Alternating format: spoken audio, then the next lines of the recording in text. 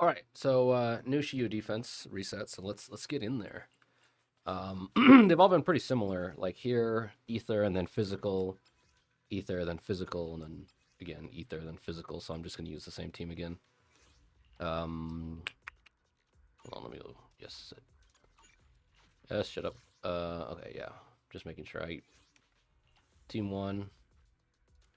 It's ether weak and physical there. You guys can tell me if anybody in the comments knows. Right now on that team up there for the top team, I'm running Snap because he has like a little damage buff in his kit.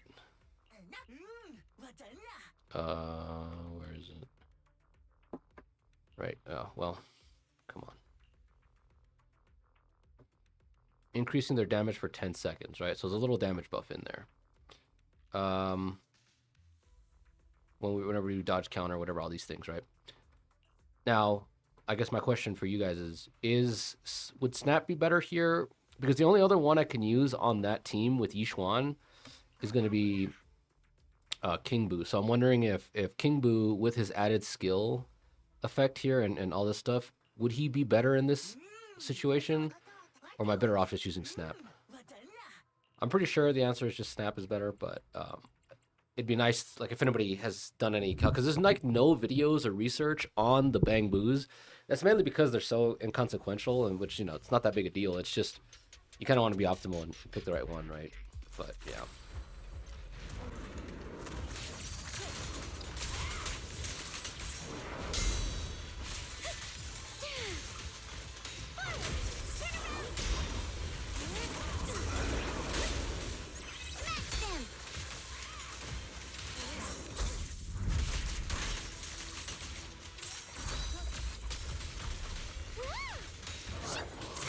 This team is a little not the best for this because I'm not supposed to be using Pulchra. The moment has come.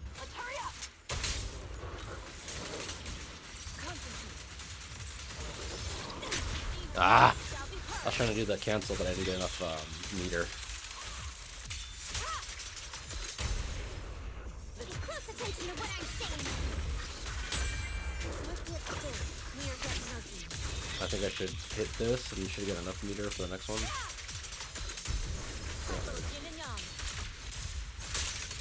We're out of stun window anyway.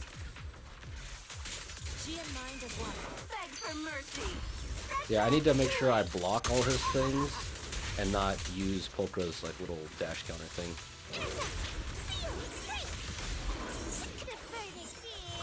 I'm also wasting a lot of resources here because I think he becomes more daze susceptible once his little like arms are broken. I think he gets a little bit of daze resistance. I don't think it's that big a deal though, because considering I have 2 stunners.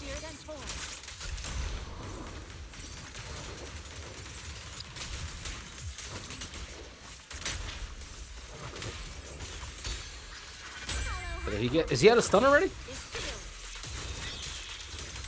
Oh, almost.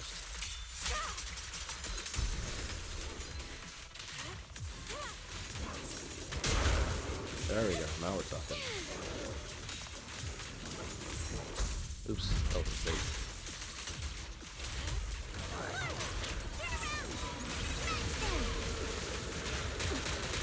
I got wombo comboed.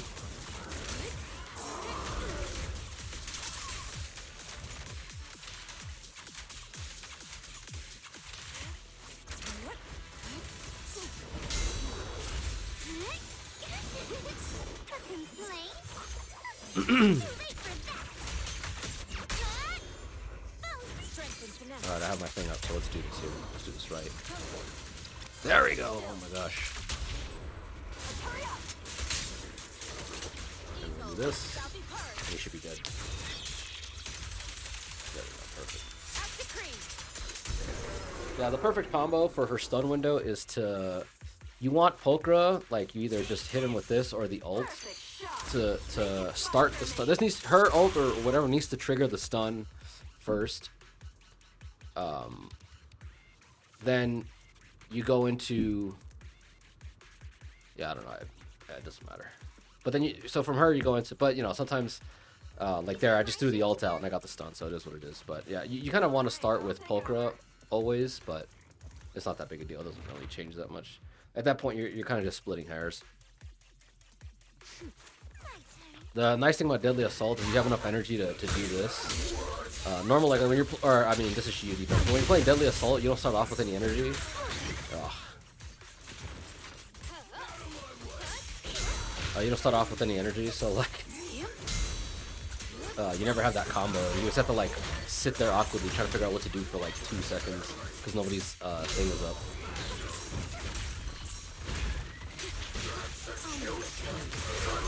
Now, you're the prey.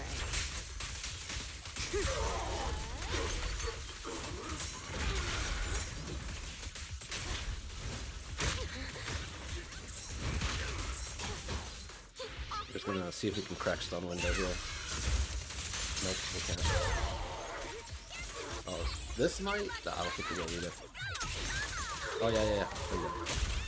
Wanna know what lurks in the darkness?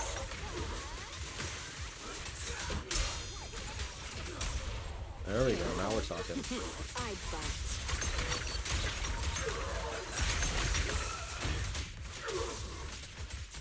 Here's a taste of the abyss. Nobody's maxed out on resources.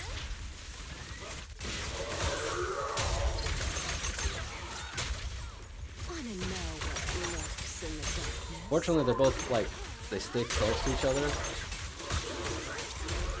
so that Jane Doe's I bite. chain attack or whatever hits both of them.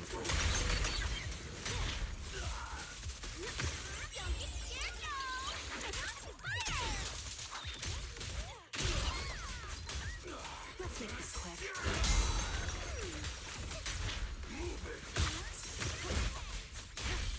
The final act begins now.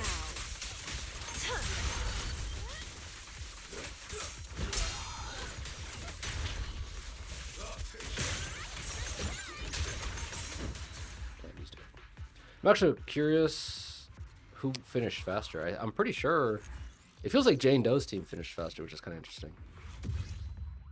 We'll find out here in a second. Oh, Isolde is coming up next.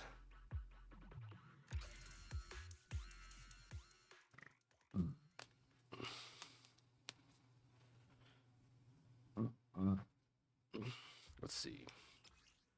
I'm gonna go back and check this. Yeah, Jane finished faster. That's kind of interesting. And that might just be. Oh, you know what? I think the main reason was because it took me a while. Like I took too long trying to break the guy's like wrist things or whatever. Which whatever, it doesn't really matter. But I think that might have been the real reason, because this one, like all my damage I can get out on the Jane team without worrying about stun. Because Yishuan is a main like a DPS, normal DPS, like stun is where a lot of her damage gets done, and it took too long to get to stun window, so that might be one of the reasons why. Okay, so physical. Wow, this is a really weird team. Fire. So what I think I might do here, I don't want to have to go re-gear him. What are we resistant to here? So I can still use Yishuan here. Yishuan's gonna do better than Minato, but I think because he has a fire weakness, I kind of want to just do this and see what Dailin can do for Minato in this situation. I might just go do that, but I have to re-gear him because he uses up basically because Yishuan, they use whatever the same gear. I'll have to go take all of her gear off and put it on him. But the question is, do I want to do that? Let's go back a second again. Down here, the other irritating thing is down here, it's like, I'm going to use Jane, obviously. But am I bringing you in? Or do I want to go back to, like, using... I'm pretty sure, again, even though it's against resistance, she's still going to outperform Seth. You know what I mean? Like, I kind of want to use Seth for the... All this is just kind of watch. You know what? Let's just do this. I'm gonna do this just to show you guys that these teams are so overpowered on their own that resistance or not, it doesn't really matter. Like favorable matchups or not, it doesn't matter.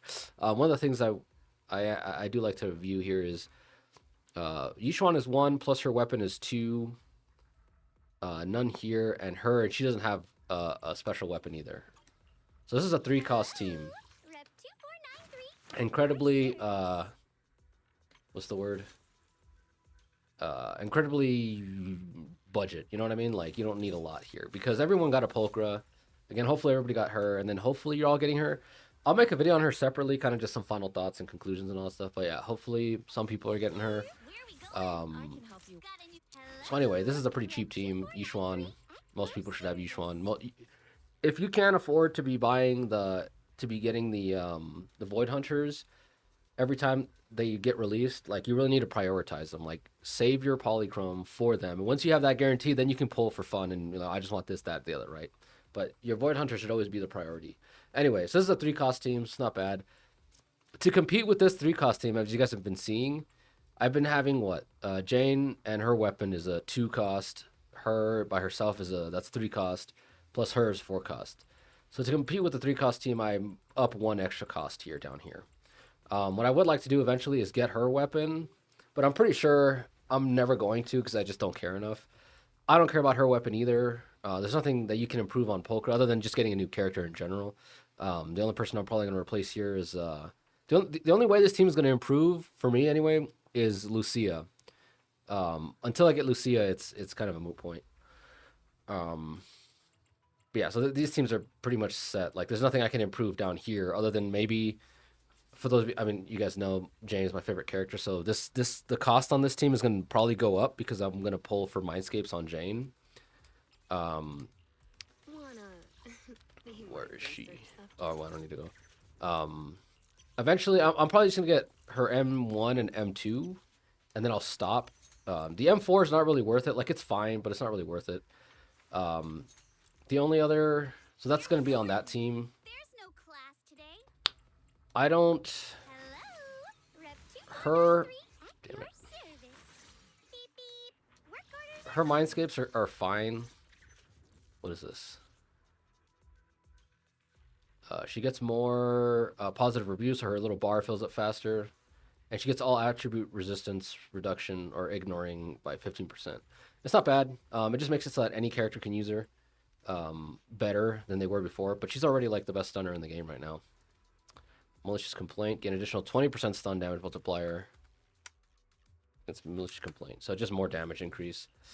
This team, the only person I'll probably get Mindscapes on is going to be Yishuan. I'm probably just like her first. I'm not gonna get this because most of the time she's gonna be paired with Dialin, and the 3-second stun window increase is it's dumb. You can't overlap them. They don't combine. So it's just going to overwrite it. So now Dylan's inherit 2-second increase is basically worthless because you're overwriting it with this. Now, if Dylan becomes not permanently, but more attached to Yi Xingwang, and I have to find a dedicated stunner for Yishuan, then maybe eventually at some point I'll bring up her Mindscapes. But 1 is as far as I need to go anyway, because for 1, like the 1 has so much attached to it, like the 10% crit chance, extra technique points so that she has an ult at the start of the match, and then any squad member does anything, every 6 seconds she gets 5 additional adrenaline, which means she has more resources, and she just hits them for 50% of her sheer force. Like, it's just dumb. And this is not bad either, but like I said, it's because to dial in, it's like you just can't go get it.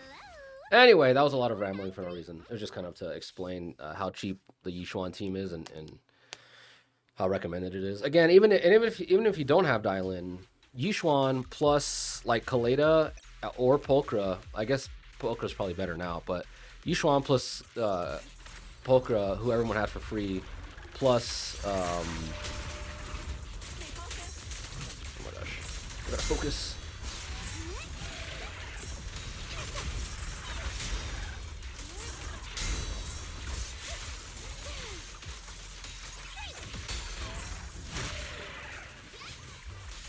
I keep missing the stun time, the dodge counter trying to move on this.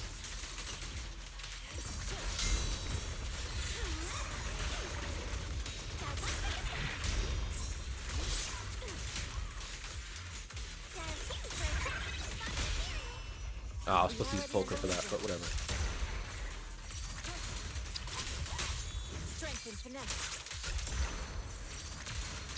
It'd be nice if you guys, maybe you guys can tell me. I don't know if this is true or not, but do the chain attacks count as quick assists for the Astral Voice set? Because I feel like it's probably not. I feel like the answer to that is probably no, but I'm not sure. Alright, let's do it. Come on.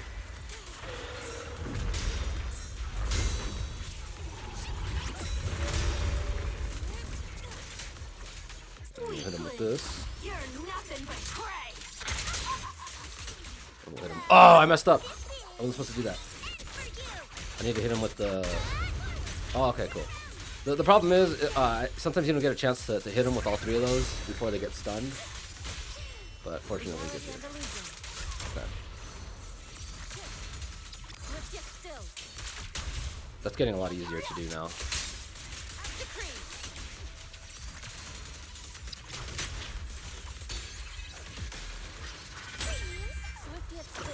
Getting that timing right. It's just becoming more natural.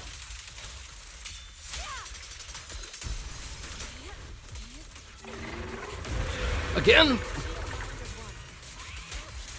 Guess we'll just take him with this.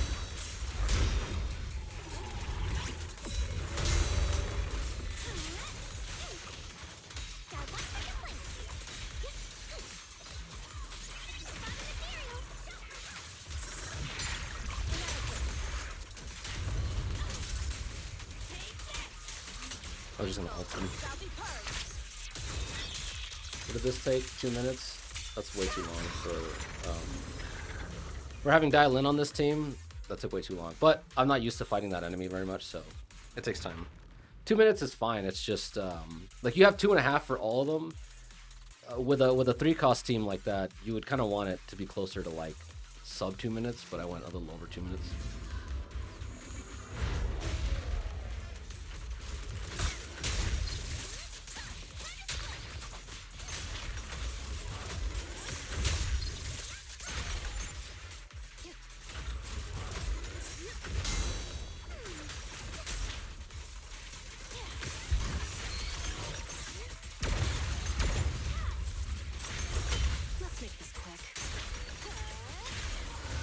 Wow, that was fast. I mean, that wasn't the actual boss, but still, it's fast.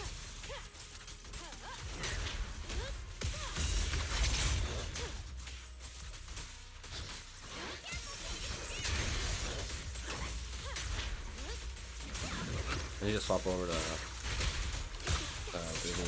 but it's just there was no good time to swap over to her. Like you don't want to just hard swap like that. You obviously you want to make maximum use of your resources. And what that means is you want to swap over to her whenever you can block something. But she's not giving me any windows, so I just have to hard swap him. I shouldn't ult here, I should just EX special.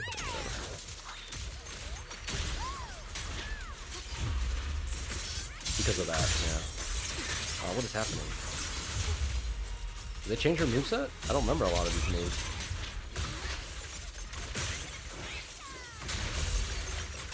I'm having trouble tracking her. I don't remember where her parry windows are either, too. I don't know which ones are parries and which ones aren't. Like, the parry window are... What's the word? Like, they're... you can react to them, right? That's what I mean to say. You can react to her parries. Don't think that her, like, parries, you have to predict them, because that's the two things, right? Either...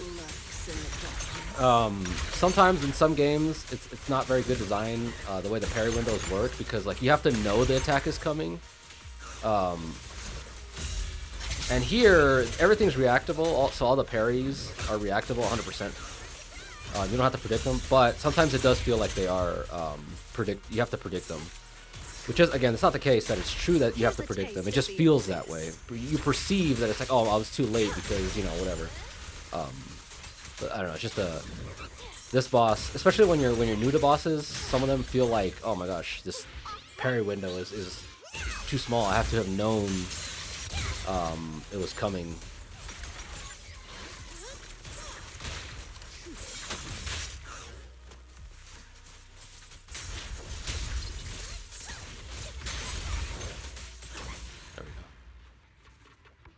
Yeah, like I said, it's just a timing thing. You just have to like fight the boss to get used to like to know which one's coming when. Um, it helps being able to predict them because like when you fight a boss long enough, like you know how it's like, oh, this movement when its leg goes forward or something like that, it's like, oh, a parryable attack is coming. So it helps supplement that, but they're all reactable as long as you're like paying close enough attention and you're you know what you're doing. But yeah, that was this week's Shiyu. Just like I said, we did pretty good this time around. Everything was a first run. We didn't even need to use like weakness. I think there's no reason not to, but look, my Jane Doe team went over despite being a four cost team. But the problem with this is a four cost team invested into low end units.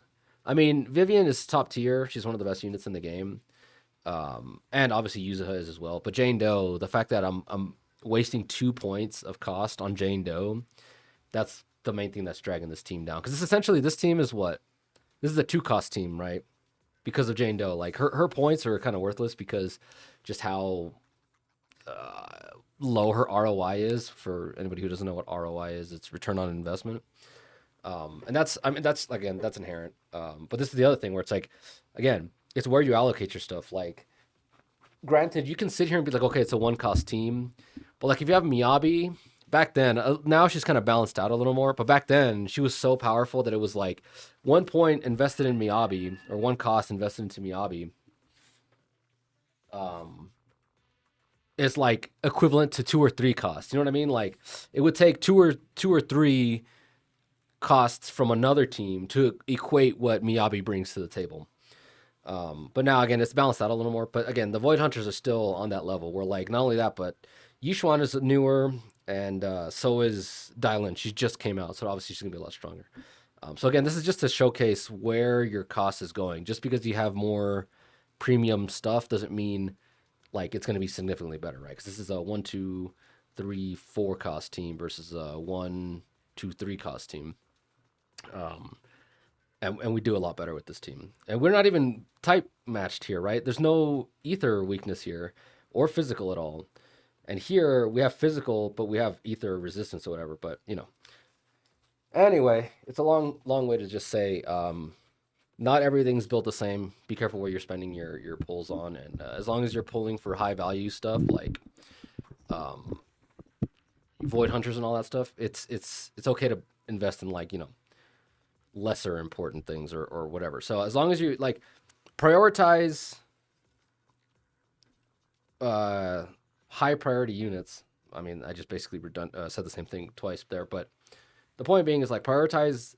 You can go 50-50. Like some of your resources need to be dedicated to pulling units that are kind of like there's no unit in this game that's mandatory, but there is kind of a balance between okay, I have to pull for meta and then I can pull for waifu. If you pull all for waifu, that's fine. Just realize there are consequences to that, right? And there's consequences on both sides. If you only pull for meta, you might get kind of bored with the game because you're not pulling for anybody that you find personally interesting. You're just pulling for meta. Now, that doesn't mean like if you're pulling for meta and it just happens that like Yishuan is meta and it just so happens that you like Yishuan, that's cool, right? But again, the point is like if there's someone who's like, oh, I don't like any of these characters that are meta, they're not going to play very long because they don't have any incentive to play. It's like, oh, all the characters I'm getting all the meta characters, but I don't find any of them interesting. So it's a balancing act. If you want to pull for waifus, you also have to realize that at some points you're going to have to pull for meta as well. So fortunately, Yixing Wang looks really cool. Like I like that character. Like I said, out of all the Void Hunters, she's like the only one I'm actually hyped to go play as and pull.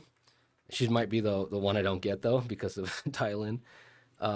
But like I said, I'm prioritizing her a lot just because, like I said, she's the first Void Hunter that I'm like actively like, yeah, I'm down with this character because I didn't like Miyabi. This I've repeated this a few times. I don't like Miyabi, and while I like Yishuan, she's not like I didn't pull Yishuan because I liked Yishuan. I pulled Yishuan because she was a meta Void Hunter unit and a new class, right? So anyway, that was that. So what else was I gonna mention?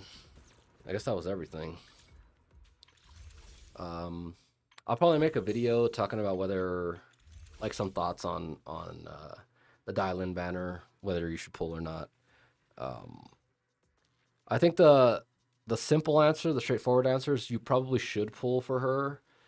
Um, but it's a longer, more complicated answer than that. But yeah, anyway, like I said, the answer is probably yes, but there's a lot of caveats that go with that and whatnot. So anyway, I'll see you guys in the next video.